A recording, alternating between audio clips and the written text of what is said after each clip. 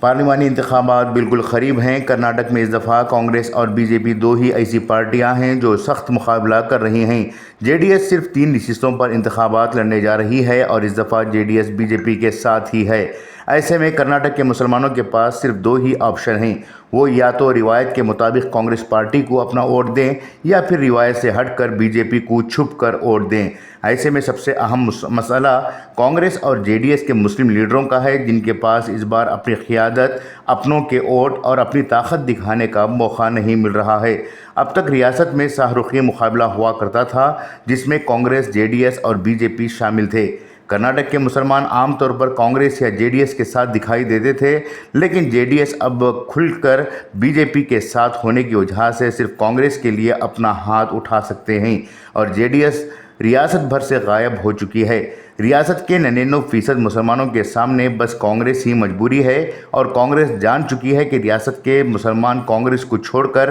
Be J پی کو تو vote نہیں دیں گے۔ اس لیے کانگریس کے مسلمانوں کا نہ تو نام اسٹیجوں پر گونجے گا، نہ ہی فلیکس، پوسٹر اور پمفلٹ میں ان کو جگہ دی جائے گی۔ امکانات یہ بھی ہے کہ اس بار کانگریس پارٹی ہمیشہ کی طرح اردو میں جو پمفلٹ شائع کرواتی تھی وہ بھی ضروری نہیں سمجھے گی۔ ساتھ ہی ساتھ بوتھ سطح پر جو اخراجات طے کیے جاتے تھے وہ بھی بوتھ لیڈروں اور ضلعی یا تعلقہ سطح کے لیڈروں کو نہیں دیے جائیں گے، کیونکہ اس بار کانگریس کو یقین ہے کہ مسلمانوں پر بغیر کسی خرچ کے سیدھے ووٹ جھولی میں آئیں گے۔ وہیں جے ڈی ایس کے مسلم لیڈران کا مسئلہ یہ ہے کہ وہ نہ تو ان کی پارٹی کے لیے مسلمانوں کی ہمدرد کا نام دے سکتے ہیں، نہ ہی کمار سوامی کو سیکولر لیڈر کا لقب دے سکتے ہیں، اور اگر ان کی پارٹی انہیں ذمہ داری دیتی ہے تو جے ڈی ایس لیڈروں کو بڑے پیمانے پر رسوا ہونا پڑ سکتا ہے۔